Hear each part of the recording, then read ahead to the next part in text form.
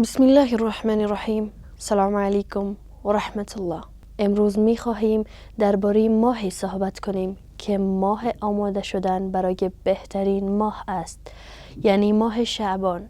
ماه شعبان ماهی پرفضیلت و مقدمه برای رمضان است که عبادات در آن ثواب فراوان دارد و بر روزه گرفتن در اکثر این ماه بخصوص ایام بید و دوشنبه و پنجشنبه ها تاکید شده است. صدقه دادن و دعا کردن مانند دعای نیمه شعبان از اعمال مهم آن است و برخی فضیلت شب نیمه شعبان را با احیای آن نماز و دعا بسیار مهم می دانند. هرچند بعضی ها اعمال خاص آن را بدعت می دانند، اما روزه و استغفار و صدقه در کل ماه فضیلت ثابت دارد. بیایید فضایل ماه شعبان را بدانیم. ماه پیامبر صلی الله علیه و سلم، به نقل از پیامبر صلی الله علیه و سلم، شعبان ماه من است و این نشان دهنده اهمیت آن است، به خصوص که به عنوان آماده سازی برای ماه رمضان شناخته می شود، ماه رحمت و مغفرت. الله متعال در این ماه برکات فراوان قرار داده و درها را برای رحمت و مغفرت می گشاید و گناهان را می بخشد مگر شرک و خصومت. همچنین اعمالی که فضیلت خاص دارند در این ماه از جمله روزه. اکثر روزه ها را چنانچه رسول الله صلی الله علیه و سلم اکثر روزهای ماه شعبان را روزه می گرفتند، تا جایی که عایشه رضی الله عنها فرمودند پیامبر صلی الله علیه و سلم را در هیچ ماه این قدر روزه دار ندیدند.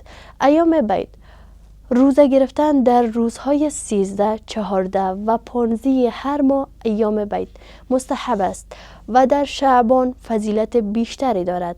استثناء در نیمه شعبان روزه گرفتن برای کسی که عادت بر روزه نداشته باشد مکروه است، اما برای کسی که عادت بر روزه مانند ایام بید دارند مانعی ندارد. صدقه دادن. صدقه در شعبان بسیار سفارش شده و اجر عظیم دارد و حتی نصف دانه خرما نیز باعث حرمت بدن بر آتش می شود. دعا و استغفار. دعاهای فراوان در ماه شعبان مستحب است، از جمله دعاهای مخصوص نیمه شعبان که برای رفع نیازها و شفا و غیره وارد شده است. استغفار و توبه در این ماه بسیار توصیه شده است تا با قلب پاک وارد رمضان شویم. احیای نیمه شعبان.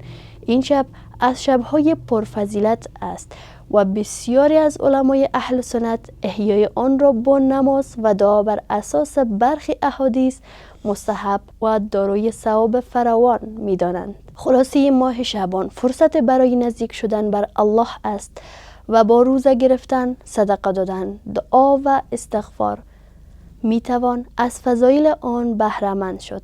بیایید حدیث هایی را بدانیم که درباره ماه شعبان صحبت شده است. ابو هریره رضی الله عنه از پیامبر صلی الله علیه و سلم روایت می کنند، متفق علیه: هیچ یک از شما 1 یا 2 روز قبل از رمضان روزه نگیرد مگر کسی که عادت خودش باشد که در این روزها همیشه روزه گرفته اشکالی ندارد آن روز روزه بگیرد. ام سلمه رضی الله عنها میگوید هرگز پیامبر صلی الله علیه و سلم را ندیدم 2 ماه پشت سر هم روزه بگیرد به جز ماه شعبان و رمضان. اسامه بن زید رضی الله عنهما میگوید گفتم ای رسول خدا، در هیچ ماه مثل ماه شعبان شما را ندیدم که روزه بگیری. قال ذلك شهر يغفل الناس عنه بين رجب و رمضان و هو شهر ترفع فيه الأعمال إلى رب العالمين فأحب أن يرفع عملي و أنا صام. این ماهی است که مردم از آن غافل هستند، میان ماه رجب و رمضان قرار دارد. ماهی است که اعمال انسانها به طرف خداوند می رود، پس دوست دارم در حالی که روزه هستم اعمالم به طرف خداوند عروج کند. انس رضی الله عنه می گوید از پیامبر صلی الله علیه و سلم سوال شد بعد از ماه رمضان چه روزهای فضیلت بیشتری دارد؟ گفتند ماه شعبان برای تعظیم رمضان. گفتند چه صدقه و احسانی ثواب بیشتری دارد؟ پیامبر صلی الله علیه و سلم فرمودند صدقه و احسان در ماه رمضان. با ما باشید در بخش بعدی از برنامه بدان ای خواهرم تا در مورد ماه رمضان بیشتر بدانیم. سلام علیکم و رحمت الله.